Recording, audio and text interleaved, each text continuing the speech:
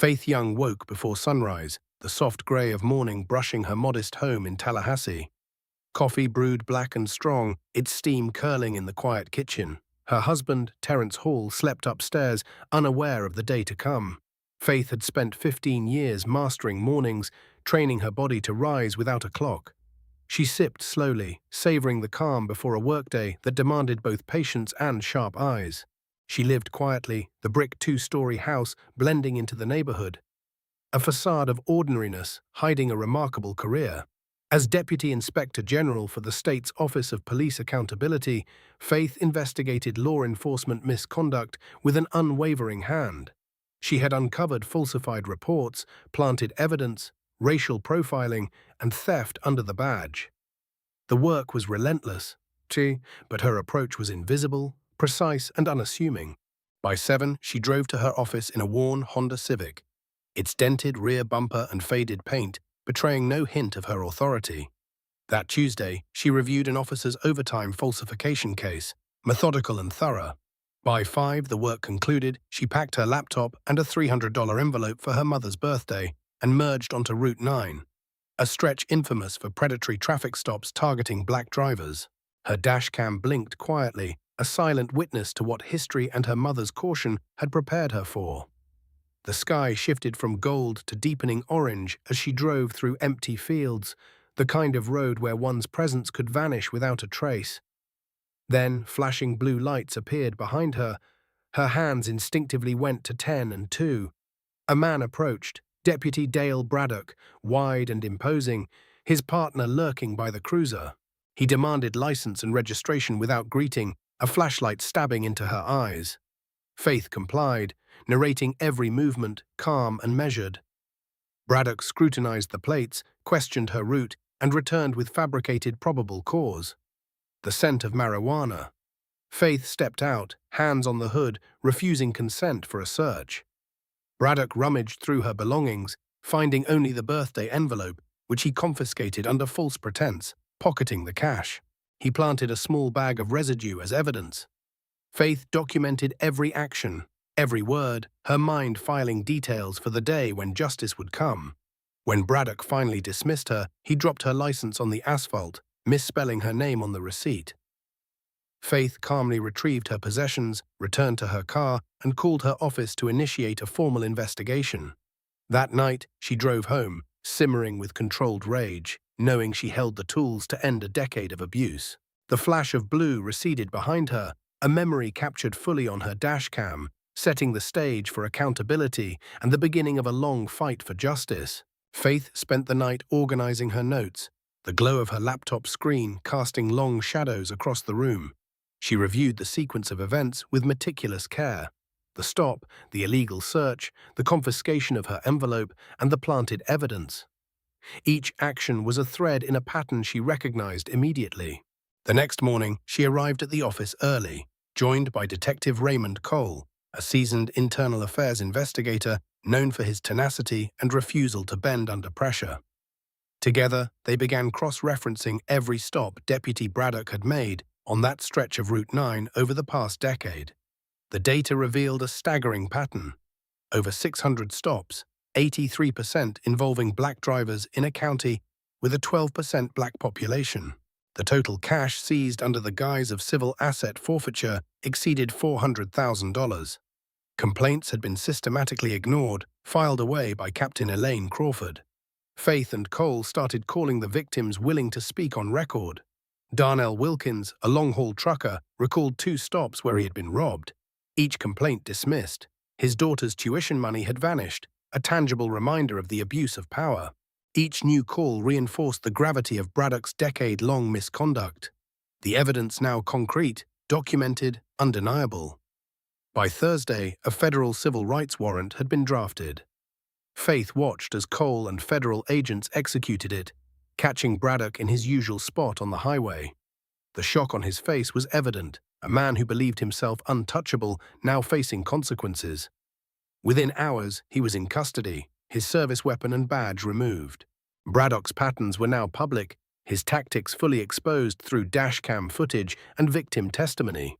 Faith knew the road to justice was only beginning, but for the first time in 10 years, the system that allowed abuse had a chance to correct itself. She reflected on the countless lives affected, the small acts of courage by ordinary citizens, and the power of steadfast, persistent documentation. Each piece of evidence was a step toward accountability, a reassurance that neglect and corruption could be confronted, and a reminder that vigilance and moral clarity were indispensable in the fight for justice. Braddock's arrest sent ripples through the county. Faith spent the following days coordinating with federal investigators, ensuring every complaint, dashcam recording, and civil asset seizure report was meticulously documented. She and Cole prepared comprehensive briefings, laying out the timeline, evidence, and witness statements.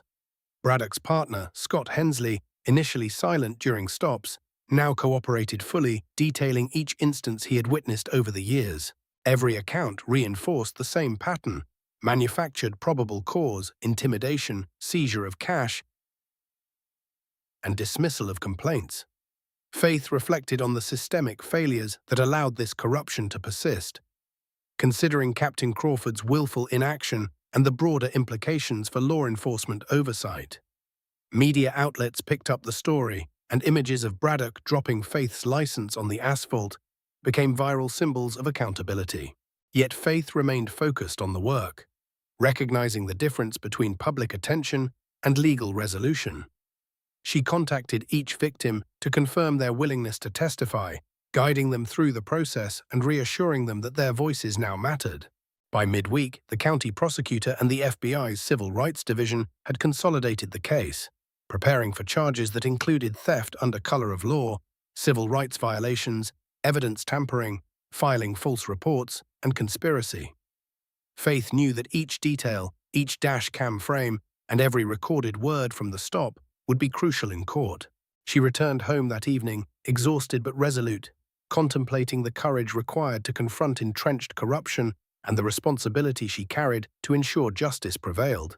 The work was far from over, but the momentum had shifted, and Faith felt a rare mixture of vindication and anticipation for the day Braddock would finally face accountability for his decade of crimes.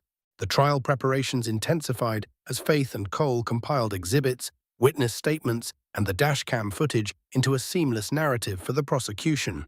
Each detail mattered: the envelope with her mother's birthday money, the planted bag of residue, the repeated threats, the pattern of stops targeting black drivers, and the ignored complaints.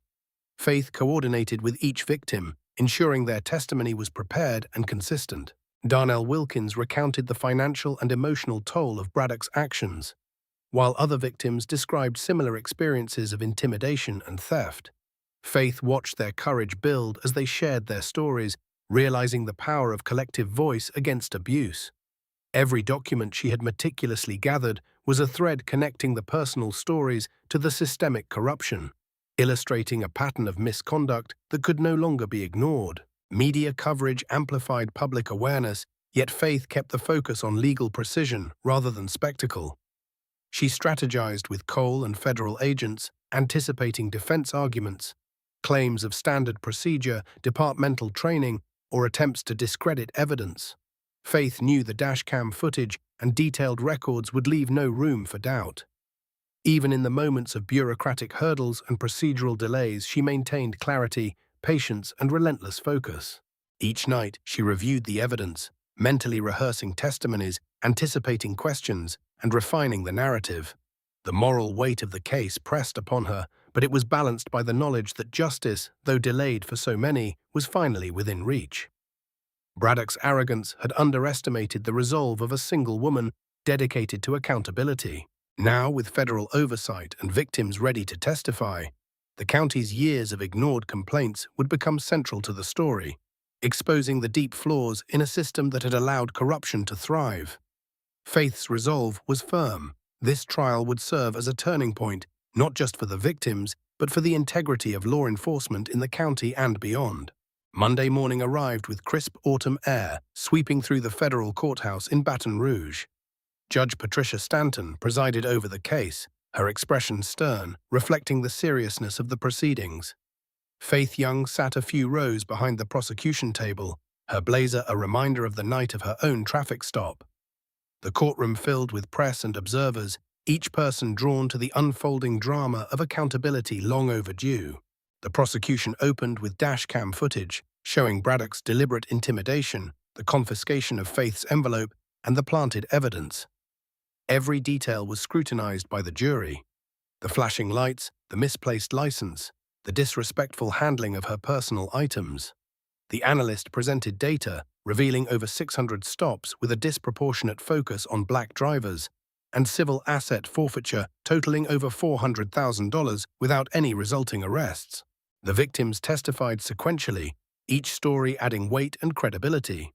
Wilkins described losing tuition money for his daughter, a tangible impact of Braddock's misconduct.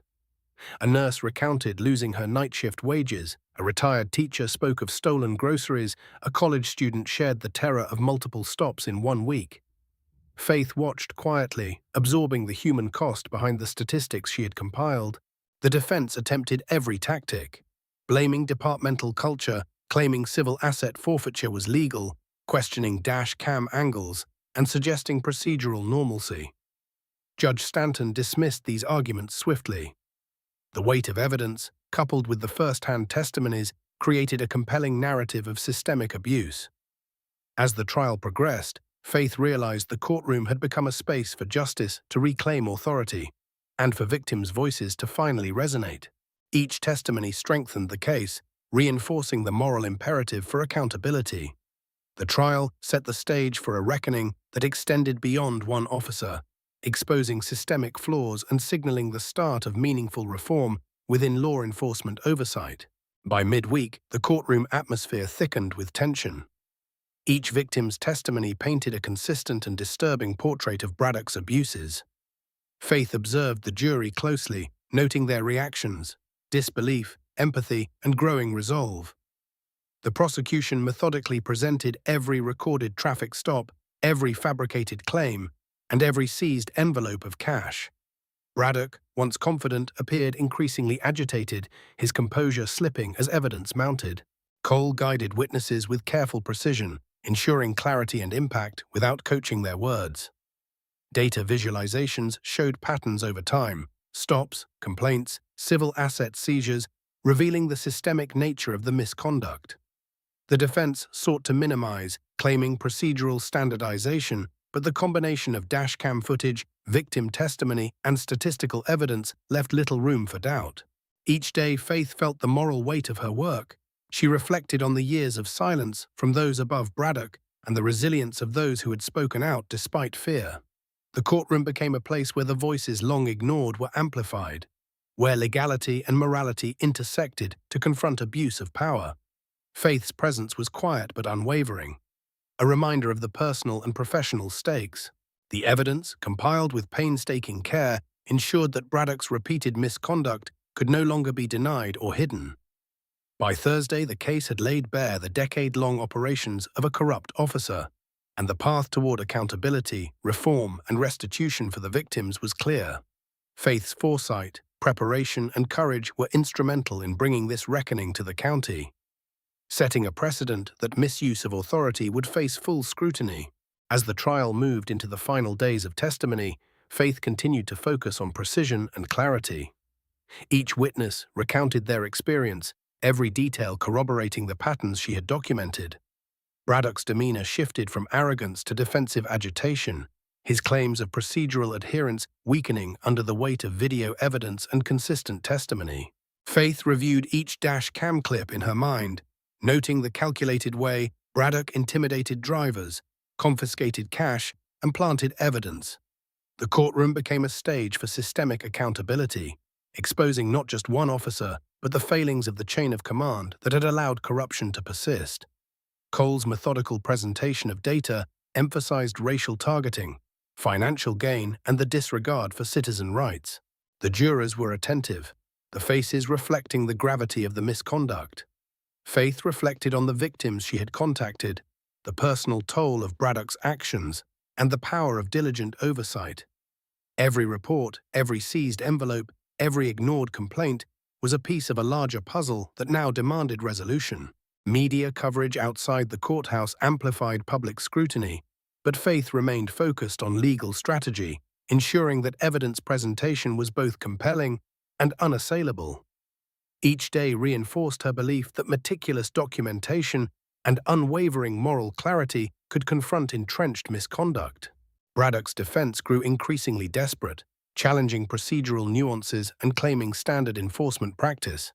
But the combined visual, testimonial, and statistical evidence rendered these arguments ineffective. Faith anticipated the forthcoming deliberations with a mixture of apprehension and resolve, understanding that the culmination of these days would determine not only the outcome for Braddock, but the precedent for justice and accountability within the county and beyond.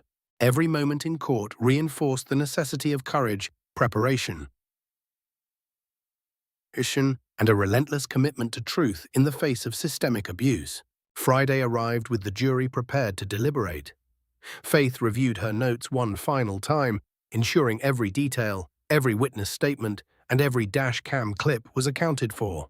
The prosecution summarized the evidence: over 600 traffic stops, systematic targeting of black drivers, fabricated probable cause, cash seizures totaling over $400,000, planted evidence, and ignored complaints by Captain Crawford. Each victim had testified, their voices forming an unbroken chain of accountability that connected personal loss to systemic failure. Braddock's defense offered no new strategies, relying instead on tired claims of departmental procedure. But the overwhelming visual and testimonial record rendered these moot. As the jury filed out to deliberate, Faith felt a tense anticipation. Justice had been built on diligence, precision, and moral resolve, yet the outcome was still in the hands of 12 citizens. She reflected on the long journey, the stolen envelopes, the planted evidence, the years of unaddressed complaints. She thought of Darnell Wilkins, whose daughter's tuition had been jeopardized, and of every other victim whose life had been disrupted. Each stop on Route 9 had been a microcosm of power unchecked, yet now it was laid bare before the legal system. Faith understood the importance of patience, meticulous documentation, and unwavering adherence to principle. Her work had transformed fear and abuse into evidence and accountability. The courthouse remained quiet, except for distant footsteps, the weight of what had transpired settling over her. Every detail she had recorded, every calculated step she had taken to preserve evidence, every moment of self-control during her own encounter had culminated in this critical moment. The jury would soon decide, and the pattern of corruption that had persisted for a decade would finally meet the scrutiny it deserved. Faith remained poised, knowing the years of preparation and moral conviction could not be undone, and that the verdict would not just affect Braddock, but the standard of justice within the county for years to come. After 6 hours of deliberation, the jury returned with a unanimous verdict: guilty on every count. Faith felt a quiet, resolute satisfaction. Justice had been served, but the weight of the story extended far beyond Braddock alone. Theft under color of law, civil rights violations, evidence tampering, filing false reports, and conspiracy, all confirmed. Braddock stood, legs slightly trembling, the reality of accountability sinking in. Judge Stanton's precise and deliberate sentencing emphasized the betrayal of trust, the exploitation of authority, and the systemic failures that had allowed Braddock to operate for a decade. 15 years in federal prison, full restitution to victims, permanent ban from law enforcement. Faith observed each response, her face calm, her heart steady. Outside the courtroom, media coverage amplified the significance. The story of a single officer's abuse of power exposed. A message to law enforcement nationwide. Captain Elaine Crawford faced her own charges for obstruction and dereliction of duty. Hensley accepted accessory charges, probation, community service, and permanent separation from law enforcement. Faith's work prompted mandatory reforms: tamper-proof body cameras, independent civilian review boards, public audits of traffic stops, mandatory racial bias training.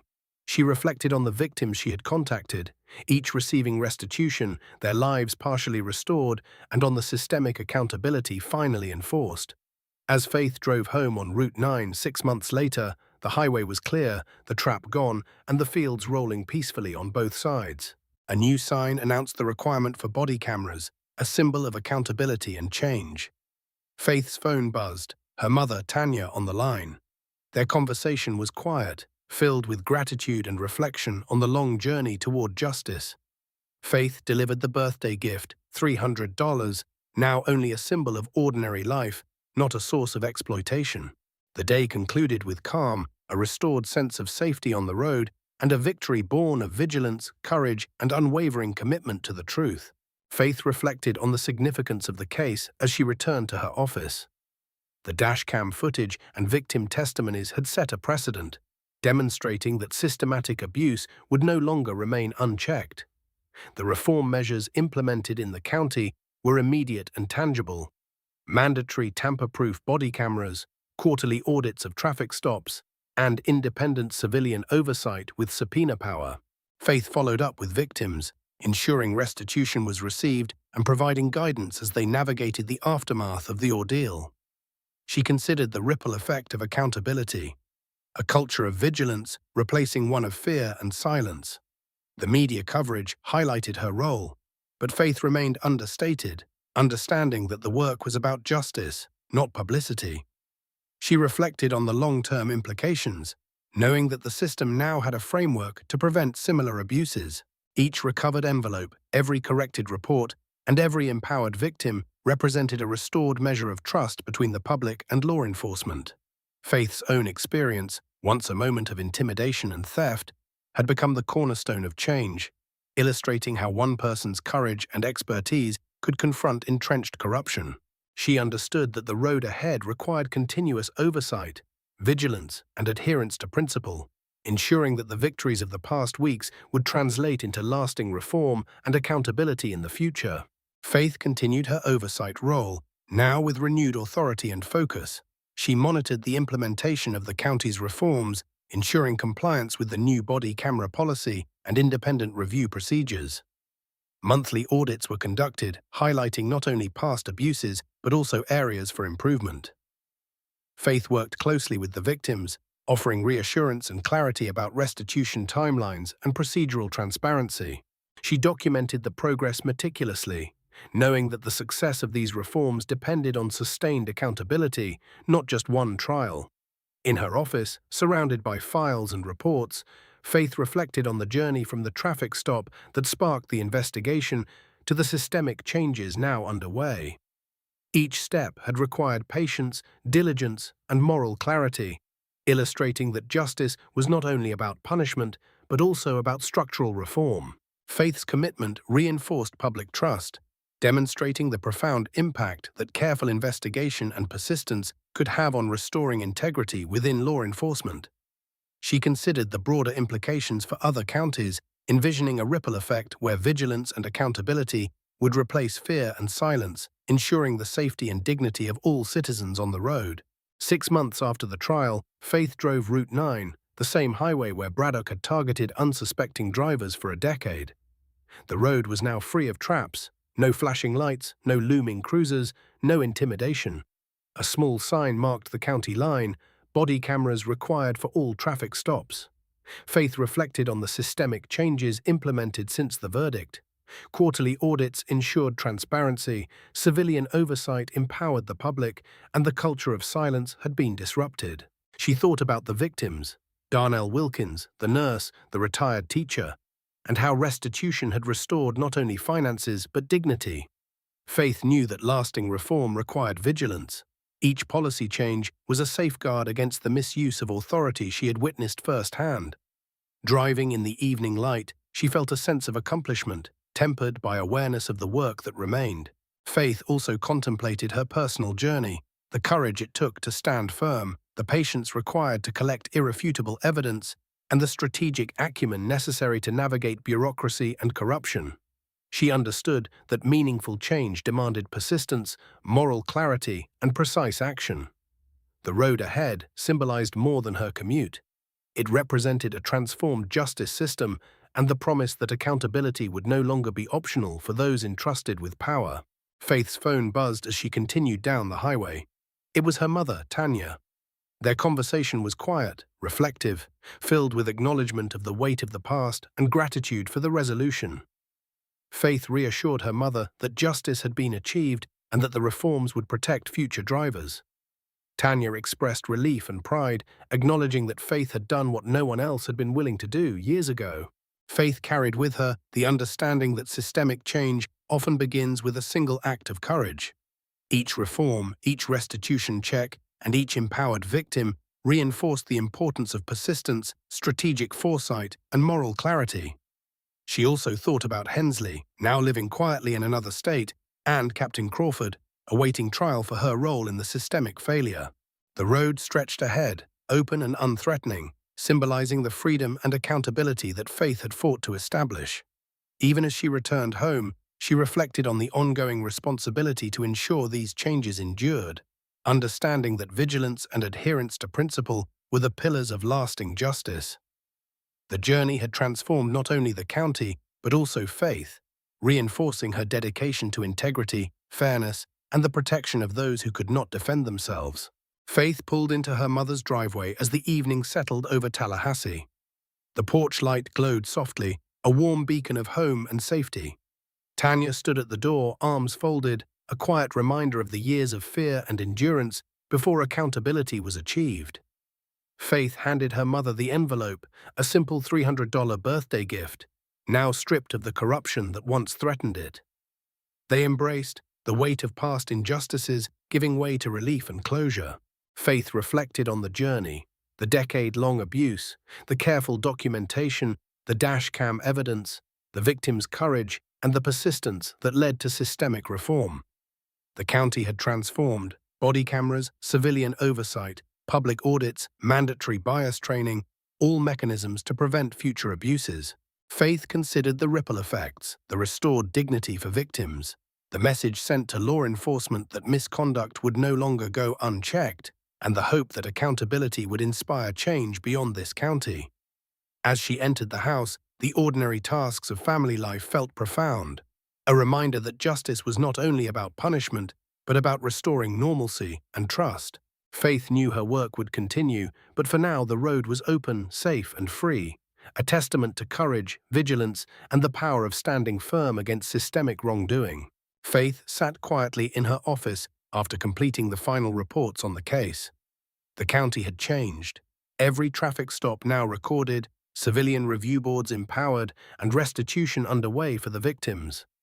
She reflected on the months of investigation, the courage required to confront entrenched corruption, and the meticulous attention to detail that had made accountability possible.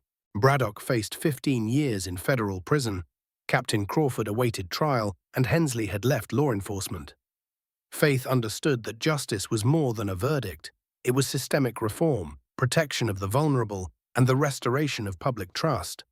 The dashcam footage, victim testimonies, and statistical evidence had created a blueprint for confronting abuse of power. As she prepared to leave the office, Faith thought of the victims' faces, the relief in their voices, and the assurance that someone had finally seen and heard them. She stepped outside into the evening light, the county peaceful, the roads clear, and a sense of closure settling over her. Yet she knew vigilance would always be necessary. With calm resolve, Faith looked to the horizon, ready to continue her work, ensuring justice and accountability prevailed. Subscribe to the channel, leave a comment, and share this video.